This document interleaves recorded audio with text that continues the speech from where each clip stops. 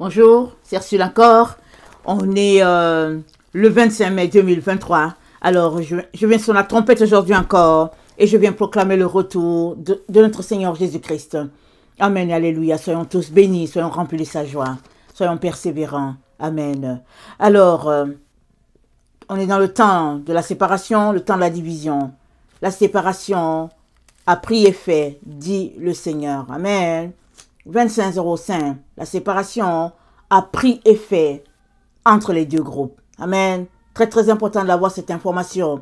C'est l'information que le Seigneur m'a donnée ce matin, alors que j'étais dans sa présence. Amen. C'est ça qu'il m'a donné. Il m'a réveillé avec cela, j'étais encore couché.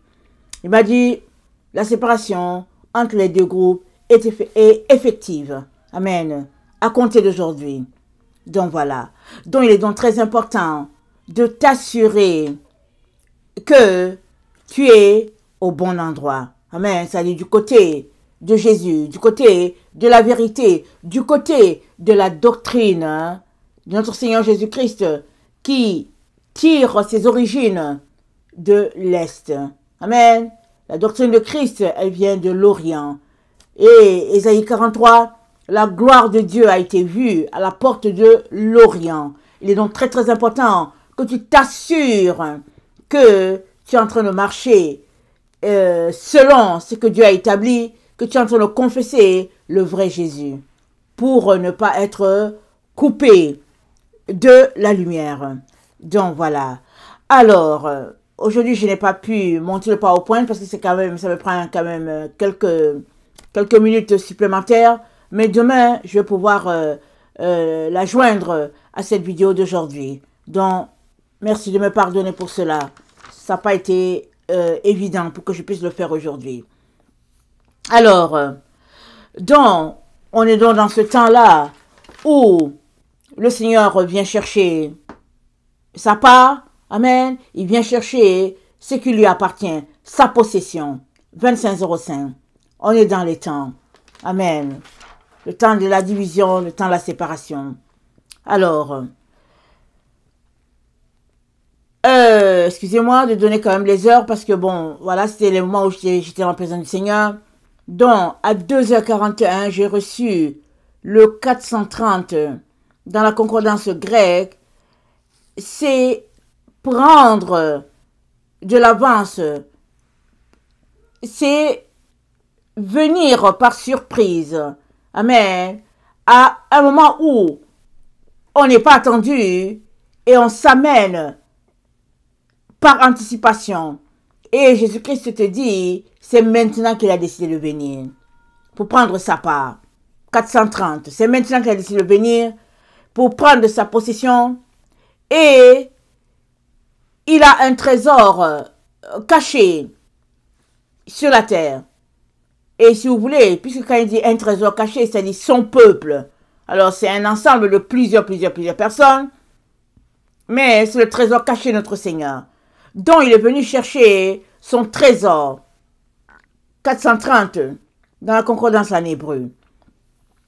Alors, à 2h48, le Seigneur donne le 4309. Et dans la concordance grecque, il vient, amen, dans le temps établi, déterminé par notre Dieu. C'est le temps que Dieu a décidé, qu'il a établi depuis l'éternité, les temps dans lesquels il devrait venir. Il ne vient pas par lui-même, il vient par l'ordre de son Père, et c'est le temps que le Père a désigné pour que lui, Jésus-Christ, puisse venir chercher sa possession. On nous a dit que quand il viendrait, il resterait en l'air et on irait le rejoindre dans l'espace, en hauteur. C'est ça qu'on nous a dit. Mais ce n'est pas ça. Jésus-Christ nous a dit qu'il vient comme un voleur. Il dit, assure-toi que tu as ton habit, parce qu'il vient comme un voleur. Il vient et il te dit, assure-toi que tu ne sois pas trouvé nu. Il nous l'a dit dans Apocalypse 16, le verset 15, dans Apocalypse 2, dans Apocalypse 3, il nous a dit de faire attention que personne ne puisse prendre notre vêtement. Donc, il nous a avertis. Il n'a pas cessé de nous avertir. Et nous sommes dans le temps où il est là.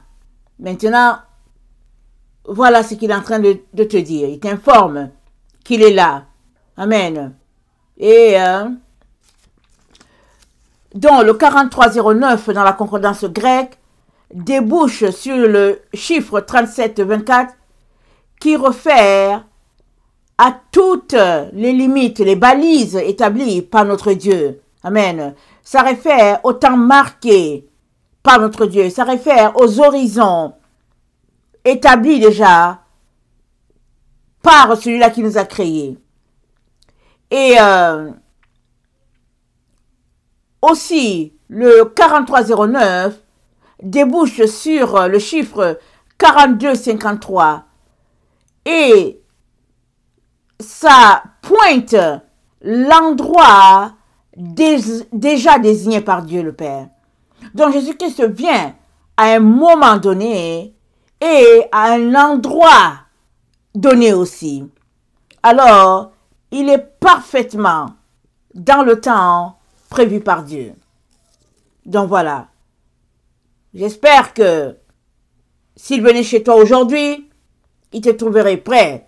Parce qu'il ne te dit pas quand il vient. S'il venait chez toi demain, il te trouverait prêt. Mais il est là. C'est le temps où il vient. Amen. Sur chacun. C'est pas une rencontre de groupe. Non. C'est une rencontre individuelle. Amen. Donc, le 4309, ça on l'a vu dans la concordance grecque, et dans la concordance en hébreu, le 4309 renvoie à la famille de Benjamin. Donc, Benjamin, nous savons que c'est le dernier dans les enfants de Jacob, et Benjamin, la bénédiction de son père dans Genèse 49 se trouve dans le verset 27. Alors, le Saint-Esprit a saisi Jacob et Jacob a prophétisé sur chacun de ses enfants. À Benjamin, il a dit, Benjamin est un loup qui déchire. Le matin, il dévore la proie et le soir, il partage le butin. Et ici, c'est écrit le matin, mais c'est dit à l'aube, très tôt le matin, alors qu'il fait encore noir, Benjamin est déjà debout pour déchirer sa proie, pour chercher où se trouve la nourriture. Et il est vorace, il veut manger, c'est-à-dire il veut se délecter de la parole de Dieu. Donc Benjamin est debout, vorace, et le soir, il vient partager avec tous les autres ce qu'il a reçu. Parce que le matin, il s'en va chercher, amen, sa proie, amen, et le soir, quand tout est calme, il ne garde pas le butin pour lui, il partage avec tout le monde ce qu'il a reçu. Alléluia. Voilà le cœur de Benjamin. Un cœur qui rassemble, un cœur qui aime, un cœur qui, au fait, démontre l'amour de façon très pratique. C'est ça, la bénédiction de Benjamin. Alors, Benjamin, ça réfère à la pierre qui est le jaspe. Et le jaspe, c'est une couleur rouge. Amen. Et ça renvoie au sang de Jésus-Christ. Dans Apocalypse 12, le verset... dans Apocalypse 12, le verset 7, c'est dit, il eut guerre dans le ciel.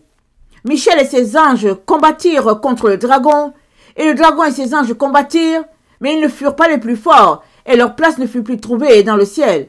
Il fut précipité le grand dragon, le serpent ancien appelé le diable, et Satan, celui qui séduit toute la terre. Il fut précipité sur la terre, et ses anges furent précipités avec lui. Et j'entendis dans le ciel une voix forte qui disait, maintenant, le salut est arrivé, et la puissance et le règne de notre Dieu, et l'autorité de son Christ, car il a été précipité. L'accusateur de nos frères, celui qui les accusait devant notre Dieu, jour et nuit. Ils l'ont vaincu. à cause du sang de l'agneau et à cause de la parole de leur témoignage. Et ils n'ont pas aimé leur vie jusqu'à craindre la mort. C'est pourquoi réjouissez-vous aussi eux. Et vous qui habitez dans les cieux, malheur à la terre et à la mer, car le diable est descendu vers vous, animé d'une grande colère, sachant qu'il a peu de temps. Donc, le verset 11, ils l'ont vaincu à cause du sang de l'agneau et à cause de la parole de leur témoignage. Donc, la pierre de Benjamin, c'est le jaspe. Le jaspe, c'est la couleur rouge, le sang de Jésus. Non, c'est le sang de Jésus-Christ qui nous donne d'être vainqueurs. Amen. Des œuvres des ténèbres. Le sang de Jésus. Alors, les enfants de Dieu, ceux-là qui marchent selon lui, qui obéissent à ses commandements, ils sont couverts par le sang de Jésus-Christ, lequel sang leur donne d'être victorieux. Amen et alléluia. Alors, donc, le jaspe, ça renvoie aussi à la première pierre que tu trouves tout de suite dès que tu entres dans la Nouvelle Jérusalem. Je ne dis pas l'améthyste.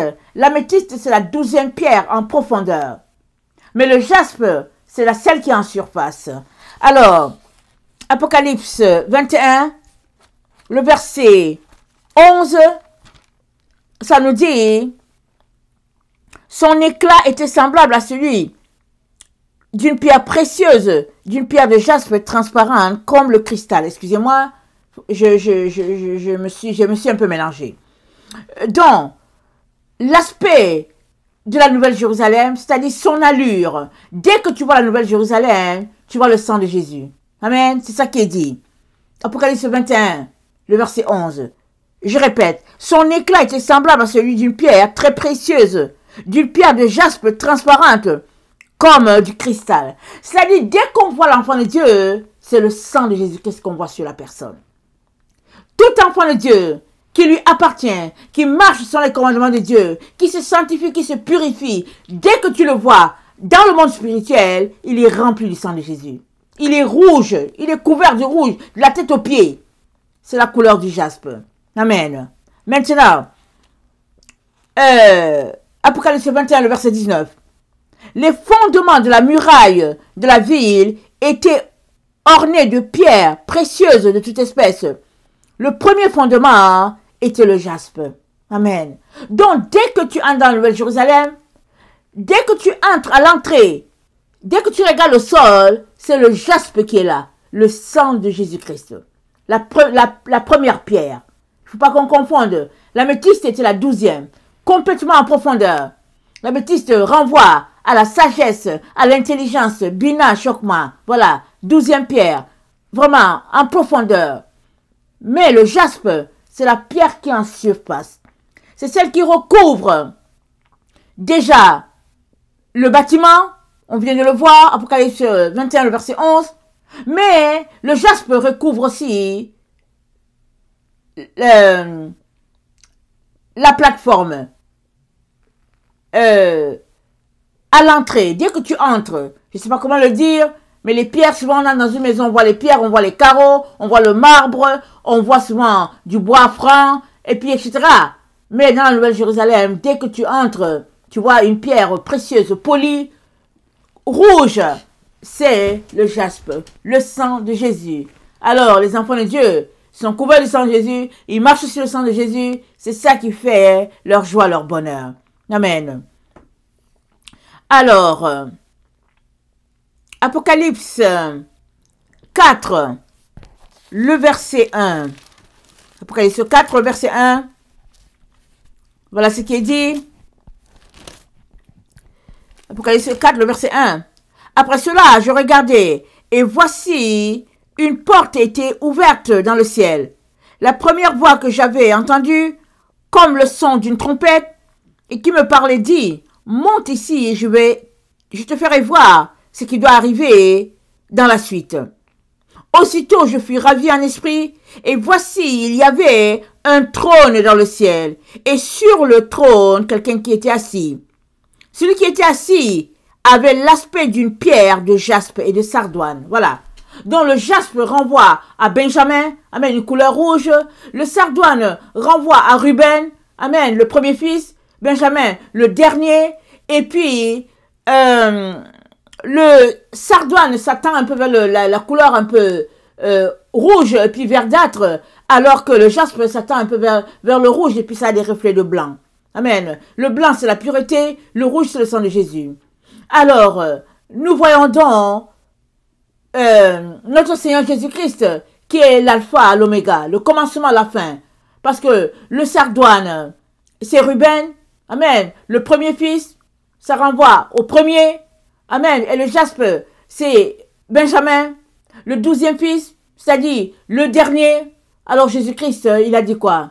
Il dit, je suis le commencement, je suis la fin. Je suis Aleph, je suis Tav. Donc voilà ce que le Seigneur est en train de nous dire. Amen. Donc, le Seigneur est en train de nous dire, en nous donnant la lettre 4309, il est en train de nous dire, nous sommes arrivés à la fin. Alléluia. Nous sommes à la fin, prévue par notre Dieu, prophétisée par notre Seigneur Jésus-Christ. Alléluia. C'est pas parce que tu ne le sais pas que ça ne l'est pas. Nous sommes complètement à la fin. Alors, il est très important que tu sois informé. S'il y a quelque chose que tu peux faire encore aujourd'hui, fais-le. Parce que la fin est venue nous trouver. Et Jésus-Christ nous a dit quoi? Le royaume de Dieu ne vient pas de manière à frapper le regard. On ne dira pas qu'il est ici, il est par là. Voici, le royaume des cieux, il est en nous, il est en tous. Alors, si tu as passé ta vie à te purifier, à te dépouiller, amen, alléluia, tu seras content de savoir que Jésus-Christ est là. Amen. Mais, si tu as passé le temps à t'amuser en te disant que tu vas pouvoir rattraper sa venue à quelque part, alors voilà, c'est dommage, il est là, notre Seigneur Jésus. Amen.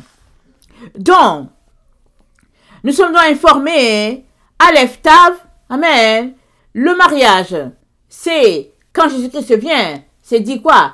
Tav, la dernière lettre, c'est le sceau de Dieu qui marque ses enfants. Donc Jésus-Christ est là et ses enfants, ceux-là qui lui obéissent, sont marqués du Tav. Alléluia. C'est la parole de Dieu pour toi aujourd'hui.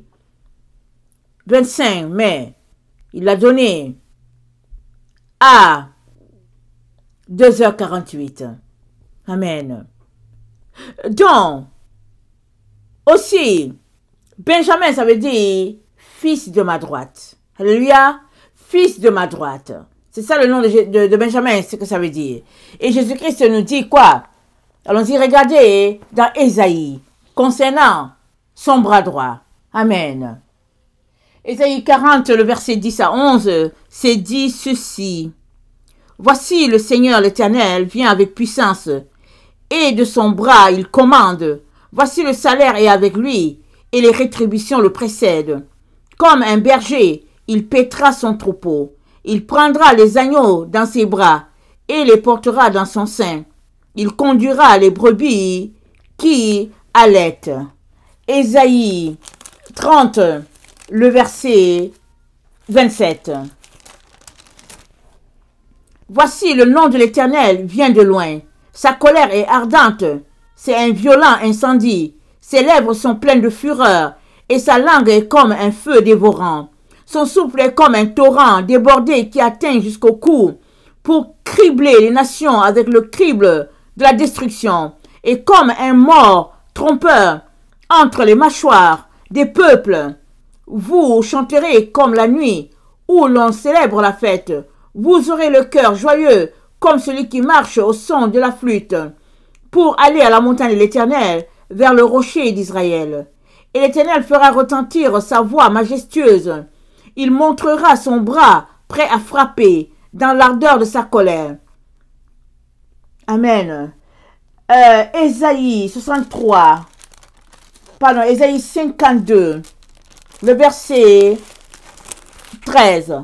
Ésaïe 52, le verset 13. Tout ça, ça réfère à Benjamin. Dans le 4309, concordance hébreu, Benjamin, fils de ma droite. Donc, on est en train de parler de ça. Donc, Ésaïe 52, le verset 13. Voici, mon serviteur prospérera, il montera, il s'élèvera bien haut, de même qu'il a été pour plusieurs un sujet d'effroi. tant son visage était défiguré, tant son aspect différait de celui des fils de l'homme. De même, il sera pour beaucoup de peuples un sujet de joie. Devant lui, des rois fermeront la bouche, car ils verront ce qui ne leur avait point été raconté. Ils apprendront ce qu'ils n'avaient point entendu. Ésaïe 63, le verset 1. Ésaïe 63, le verset 1. Qui est celui qui vient d'Édom, de Bosra, en vêtements rouges, en habit élégant, et se redressant avec fierté dans la plénitude de sa force? C'est moi qui ai promis le salut, qui ai le pouvoir de délivrer. Pourquoi tes vêtements sont-ils rouges, et tes vêtements comme les vêtements de celui qui foule dans la cuve? J'ai été seul à fouler au pressoir, et nul homme d'entre les peuples n'était avec moi. Je les ai foulés dans ma colère, je les ai écrasés dans ma fureur. Leur sang a giclé sur mes vêtements, et j'ai souillé tous mes habits. Car un jour de vengeance était dans mon cœur, et l'année de me racheter est venue. Je regardais et personne pour m'aider. J'étais étonné et personne pour me soutenir. Alors mon bras m'a été en aide, et ma fureur m'a servi d'appui. J'ai foulé les peuples dans ma colère, je les ai rendus ivres dans ma fureur, et j'ai répandu leur sang sur la terre. Ésaïe 42. Ésaïe 42. Voici mon serviteur que je soutiendrai, mon élu en qui mon âme prend plaisir. J'ai mis mon esprit sur lui. Il annoncera la justice aux nations. Il ne criera point, il ne lèvera point la voix, et ne la fera point entendre dans les rues. Il ne brisera point le roseau cassé. Il n'éteindra point la mèche qui brûle encore. Il annoncera la justice selon la vérité. Il ne se découragera point et ne se relâchera point, jusqu'à ce qu'il ait établi la justice sur la terre, et que les îles espèrent en sa loi. Ainsi parle le Dieu, l'Éternel, qui a créé les cieux et qui les a déployés, qui a étendu la terre et ses productions, qui a donné la respiration à ceux qui la peuplent et le souffle à ceux qui y marchent. Moi, l'Éternel, je t'ai appelé pour le salut. Je te prendrai par la main, je te garderai, et je t'établirai pour traiter alliance avec le peuple, pour être la lumière des nations, pour ouvrir les yeux des aveugles, pour faire sortir de prison le captif, et de leur cachot ceux qui habitent dans les ténèbres. Je suis l'Éternel, c'est là mon nom. Je ne donnerai pas ma gloire à un autre, ni mon honneur aux idoles.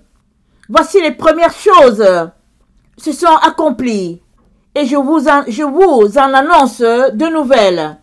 Avant qu'elle arrive, je vous l'ai prédit. Chantez à l'Éternel un cantique nouveau. Chantez ses louanges aux extrémités de la terre. Vous qui voguez sur la mer et vous qui voguez sur la mer et vous qui la peuplez, îles et habitants des îles, que le désert et les villes élèvent leur voix, que les villages occupés par Kédar élèvent la voix, que les habitants des rochers tressaillent d'allégresse, que du sommet des montagnes retentissent des cris de joie, qu'on rende gloire à l'Éternel, et que dans les îles on publie ses louanges. L'Éternel s'avance comme un héros, il excite son ardeur comme un homme de guerre, il élève la voix, il jette des cris, il manifeste sa force contre ses ennemis. J'ai longtemps gardé le silence, je me suis tue, je me suis contenu, je crierai comme une femme en travail, je serai haletant et je soufflerai tout à la fois. Je ravagerai montagnes et collines, et j'en dessécherai toute la verdure. Je changerai les fleuves en terre ferme, et je mettrai les étangs à sec. Je ferai marcher les aveugles sur un chemin qu'ils ne connaissent pas. Je les conduirai par des sentiers qu'ils ignorent. Je changerai devant eux les ténèbres en lumière, et les endroits tortueux en plaine. Voilà ce que je ferai, et je ne les abandonnerai point. Amen. Donc, le Seigneur annonce sa présence, amen, au milieu de ses enfants sur la terre. Il vient pour récompenser les uns et puis pour exercer le jugement sur tous ceux-là qui se dressent en rebelles ou qui se sont comportés en rebelles. Alors, donc, en nous donnant 4309, dans l'hébreu, ça mentionne Benjamin, il est en train de pointer le fait que Benjamin, c'est le fils de sa droite. Donc, avec le Seigneur, c'est ça. Quand il te donne un chiffre, amen, il est très important que tu prennes le temps pour le décoder. Amen. Très, très important. Et c'est ça aussi pourquoi il nous a dit qu'il faudrait que on commence par l'améthyste. Amen. Cette pierre-là, l'améthyste, elle nous donne le discernement. Elle nous donne, au fait, les révélations du Père. Donc, Benjamin, 4309, bras droit de l'Éternel. Dieu est en train de nous dire qu'on est dans le temps où ses bras vont se manifester sur la terre. Alors, il est donc important de prêter attention à ce que notre Dieu est en train de faire. Benjamin, fils de ma droite. Et voilà ce que Moïse a dit de Benjamin dans Deutéronome 33, le verset 12. Deutéronome 33, le verset 12. Vous voyez, le Seigneur nous a donné 4309, n'est-ce pas? Mais depuis longtemps, on est juste sur le 4309, en train de décoder tout ce qu'il est en train de nous dire. Donc, 4309, Benjamin, et Deutéronome 33, le verset 12. Alors que Moïse était en train de partir et qu'il bénissait chaque peuple, chaque famille, voilà ce qu'il a dit de Benjamin. Il a dit, de Benjamin au verset 12, il a dit, c'est le bien-aimé de l'Éternel.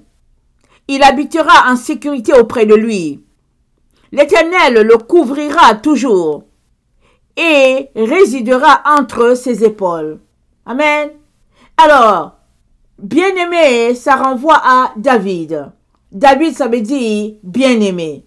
Donc, Moïse bénit Benjamin, et il dit, c'est le bien-aimé de l'Éternel. Il renvoie directement à David. Et David, n'est-ce pas, nous savons que Dieu dit, la gouvernance ne s'éloignera pas de David.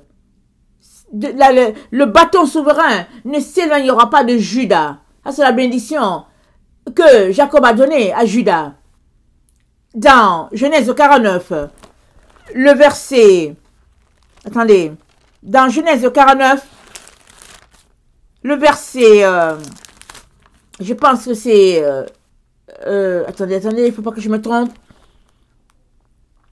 Le verset 8, il dit, Judas, tu recevras les hommages de tes frères.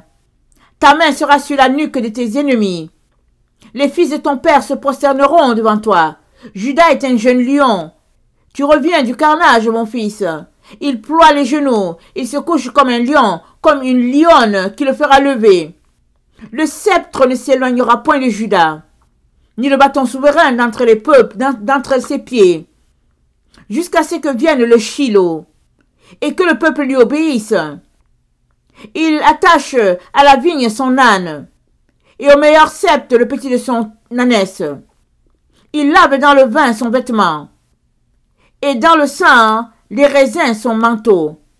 Il a les yeux rouges de vin, et les dents blanches de lait. Alors, c'est ça.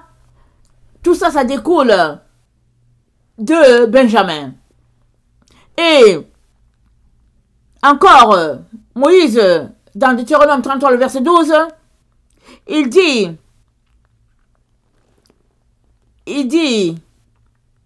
c'est le bien-aimé de l'Éternel, il habitera en sécurité auprès de lui, et l'Éternel le couvrira toujours, il résidera entre ses épaules. Allons-y, regardez Isaïe 22. Dans Isaïe 22, voilà ce que l'Éternel dit. Isaïe 22. Le verset 21. Je le revêtirai de ta tunique, je le ceindrai de ta ceinture, et je remettrai ton pouvoir entre ses mains. Il sera un père pour les habitants de Jérusalem, et pour la maison de Juda. Je mettrai sur son épaule la clé de la maison de David. Quand il ouvrira, nul ne fermera. Quand il fermera, nul n'ouvrira. Je l'enfoncerai comme un clou dans un lieu sûr. Et il sera un siège de gloire pour la maison de son Père. Il sera le soutien de toute la gloire de la maison de son Père. Des rejetons nobles et ignobles de tous les petits ustensiles. Des bassins comme des vases. Donc, on s'arrête là. Donc, en parlant du fait que Benjamin va reposer entre les épaules du Père, Moïse est en train de faire référence à cette prophétie-là de Isaïe. Le savait-il? Ne le savait-il pas? Mais toujours est-il que les Écritures se recoupent. Et Dieu nous renvoie à Isaïe 22, où Dieu dit qu'il va remettre la gouvernance à la famille de Juda par un serviteur qu'il appelle le fils de Ilkidja. Amen. Et puis, il vient de la famille de Juda. Amen. Donc, voilà. Beaucoup de choses à dire sur le chiffre 4309. Alors, ça, c'est un chiffre que j'ai reçu à 2h48. Maintenant, à 2h, excusez-moi, je regarde mes notes. À 2h56, j'ai reçu le chiffre 1556. Alors, le 1556 dans la concordance grecque, Dieu dit, je viens justifier mon nom. Il dit, je suis l'Éternel qui justifie mon nom. Je défends mon nom. Je n'ai pas besoin de quelqu'un pour me défendre. Moi-même, je défends mon nom. Il dit, je suis là. Je suis venu pour défendre mon nom. Amen. Et on est dans le 1556, n'est-ce pas, dans la concordance grecque, Dieu dit, il justifie son nom. Il est venu justifier son nom. Et il défend son nom. Il n'a pas besoin de quelqu'un pour le défendre. Lui-même, il se défend. Parce qu'il est l'Éternel, tout-puissant. Et dans le 1556 en hébreu, Dieu nous dit, c'est le temps que lui, l'Éternel, a choisi pour dispenser la justice. Alors, ce temps, le 1556 se renvoie au 1557 qui dit c'est l'heure de la vengeance. Alors, à ses enfants, il donne récompense, à ses ennemis, il donne rétribution, il se venge. Amen. Il leur donne, il les rétribue selon sa colère. Ça renvoie aussi au chiffre 1349. Et Dieu déclare qu'il va rendre justice correctement. C'est un temps de verdict sur la terre. Le coupable sera condamné et l'innocent sera justifié par notre Dieu. Amen. Donc, c'est ça, il vient pour corriger, pour envoyer la droiture et établir les choses telles qu'elles sont. Amen. À 3h04, j'ai reçu le 3-19. Et en hébreu, il dit que c'est la fin. Les temps prophétisés sont arrivés, au fait. C'est ça que Dieu nous dit. 3-19 à 3h04 aujourd'hui. Alors, excusez, je regarde mes notes, n'est-ce pas? À 5h39, il nous donne le 51-41. Dans la concordance grecque, c'est un temps où plusieurs vont trembler à cause du jugement de Dieu. Et on a comme référence 2 Pierre 2, le verset 10. 2 Pierre 2, le verset 10, ça dit, je vais lire le verset 9. 2 Pierre 2, le verset 9. Le Seigneur s'est délivré de l'épreuve les hommes pieux et et réserver les injustes pour être punis au jour du jugement. Ceux, surtout, qui vont après la chair dans les désirs, dans un désir d'impureté et qui méprisent l'autorité, audacieux et arrogants, ils ne craignent pas d'injurier les gloires. Donc voilà, dans un temps de jugement à notre Dieu. Et dans la concordance hébreu, le 51-41, c'est un temps d'alliance. C'est un temps où Dieu va donner des bagues. Parce que la bague, ça signifie une alliance, n'est-ce pas? Un lien. Il y a la bague de mariage, il y a la bague de serviteur. Alors, c'est un temps comme ça. Alors que la concordance en hébreu nous parle du jugement de Dieu où plusieurs vont trembler, ils seront dans le désarroi. La concordance en hébreu nous dit c'est un temps où Dieu va tout simplement renforcer son alliance, n'est-ce pas, avec ses enfants, en leur donnant des bagues. Amen.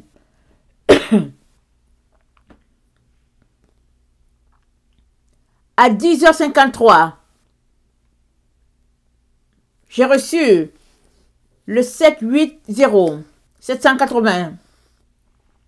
Dans la concordance grecque, c'est un temps où nous sommes appelés à nous réjouir de la tournure des événements.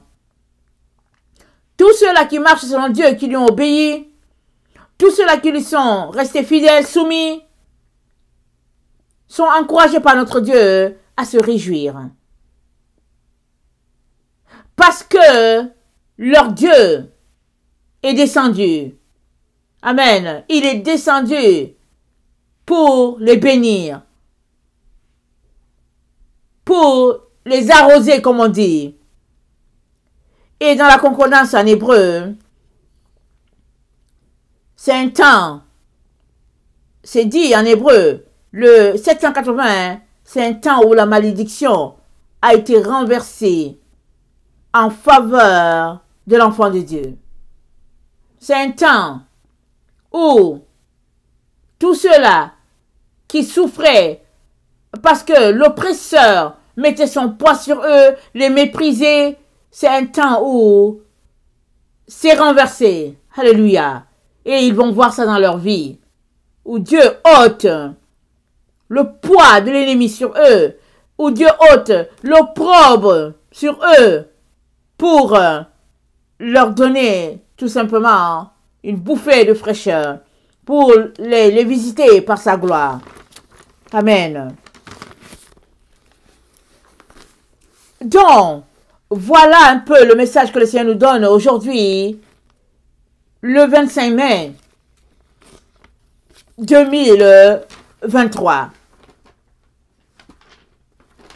Un temps où le mur est établi entre les deux groupes. Il y a un mur, si tu ne le vois pas, le mur est bien là. C'est Dieu lui-même qui l'a placé. Et ça a pris effet. C'est ça que Dieu te dit. On est le 25 mai 2023. Ça a déjà pris effet. Très important que tu le saches. Maintenant, si tu n'es pas du côté de Jésus, sache que tu appartiens à l'ennemi et avec tout son système en marche. Mais Dieu te donne toujours la possibilité de te repentir. Et te repentir, c'est changer de direction. C'est que tu es en train de conduire ta voiture. Tu arrives et puis tu vois que c'est écrit cul-de-sac. Est-ce que tu fonces dans la forêt? Est-ce que tu fonces sur les roches qui sont là, les briques qui sont là? Tu ne fonces pas. Tu fais un demi-tour. Parce que tu ne peux pas traverser avec ta voiture, c'est écrit cul-de-sac. Il faut bien que tu te retournes. Dans la vraie vie, on se retourne. Surtout quand le GPS dit cul-de-sac. Le GPS dit il n'y a pas moyen de continuer. On comprend très bien. Mais quand Dieu te dit que tu ne peux pas continuer sur cette voie, pourquoi est-ce que tu continues? Tous ceux-là qui continuent sur le mauvais chemin, tous ceux-là, ils seront séparés de Dieu. Dieu vient et il sépare ses enfants de la terre. Il les sépare du monde. Quand Dieu dit qu'il te sépare de la terre, il est en train de dire qu'il te sépare des voies de ce monde. Tous ceux-là qui aiment leur Seigneur, qui vivent selon lui, sont séparés des voies des hommes. Ils vivent comme Satan, leur père. Et c'est comme ça que tu es appelé à vivre si tu veux bénéficier de la nourriture des enfants de Dieu. Mais si tu veux et la nourriture des enfants de Dieu et la nourriture du monde, Dieu te dit, pas dans sa maison. Pas dans sa maison. Et je vais terminer par vous lire le texte que ces derniers temps j'ai souvent lu pour que tu comprennes et saisisses comment Dieu voit le degré de sainteté dans lequel ses enfants sont appelés à vivre. Souvent on ne le réalise pas, on se dit mais c'est pas grave. Mais pour Dieu, c'est très grave. Voilà pourquoi il exige sainteté, il dit rechercher la paix et la sainteté sans laquelle nul ne verra Dieu. Donc dans dans Ézéchiel, je me suis trompé tantôt, j'ai dit Ésaïe, mais dans Ézéchiel 43, Dieu dit, il me conduisit à la porte qui était du côté de l'Orient. Et voici la gloire de Dieu d'Israël s'avancer de l'Orient. Sa voix était comme pareille au bruit de grandes eaux. Et la terre resplendissait de sa gloire. Et je saute, je vais au verset 6. Je vais au verset 7, pardon. Je suis dans Ézéchiel 43, le verset 7. J'entendis quelqu'un qui me parlait depuis la maison, et un homme se tenait près de moi. Il me dit, fils de l'homme, c'est ici le lieu de mon trône, le lieu où je poserai la plante de mes pieds. J'y habiterai éternellement, au milieu des enfants d'Israël, la maison d'Israël, et ses rois ne souilleront plus mon saint nom. Par leur prostitution, par les cadavres de leurs rois sur leur haut lieu. Ils mettaient leur seuil près de mon seuil, leur poteau près de mon poteau, et il n'y avait qu'un mur entre moi et eux. Ils ont ainsi souillé mon saint nom par les abominations qu'ils ont commises. C'est pourquoi je les ai consumés dans ma colère. Maintenant, ils éloigneront de moi leur prostitution et les cadavres de leurs rois, et j'habiterai éternellement au milieu d'eux. Toi, fils de l'homme, montre ce temple à la maison d'Israël, qu'ils en mesurent le plan et qu'ils rougissent de leurs iniquités. S'ils rougissent de leur conduite, fais-leur connaître la forme de cette maison, sa disposition, ses issues et ses entrées, tous ses desseins et toutes ses ordonnances, tous ses desseins et toutes ses lois, mets-en la description sous leurs yeux, afin qu'ils gardent tous ses desseins et toutes ses ordonnances et qu'ils s'y conforment dans l'exécution. Telle est la loi de la maison sur le sommet de la montagne. Tout l'espace qu'elle doit occuper est très saint. Voilà donc la loi de la maison. Donc voilà, Dieu met un mur étanche entre les gens qui aiment le monde et ceux qui se consacrent à lui parce qu'il ne veut plus qu'il y ait un contact, plus de souillure. Et ça, c'est pas nouveau. On l'a toujours entendu. Et nous y sommes. Dans le temps où Dieu, Amen, fait avancer son projet de toujours et la Nouvelle Jérusalem, ses murs en pleine construction. Amen. La construction avait commencé depuis les temps anciens. Depuis les plus anciens des prophètes, ça avait commencé. Ça a été interrompu. Alors, ballotté par toutes sortes de doctrines pendant des siècles. Et nous sommes dans les temps où tout a repris encore. Et il est donc important que tu abandonnes la voie du mensonge et que tu cours venir poser ta pierre là où se trouve la fondation. Parce que c'est la fondation établie par notre Dieu. Mais si tu persistes avec des pierres, des doctrines qui ne sont pas de Dieu, alors tu périras avec ces doctrines. Parce que tous ceux-là qui ne marchent pas selon la doctrine de Dieu sont en train de bafouer le nom de Dieu.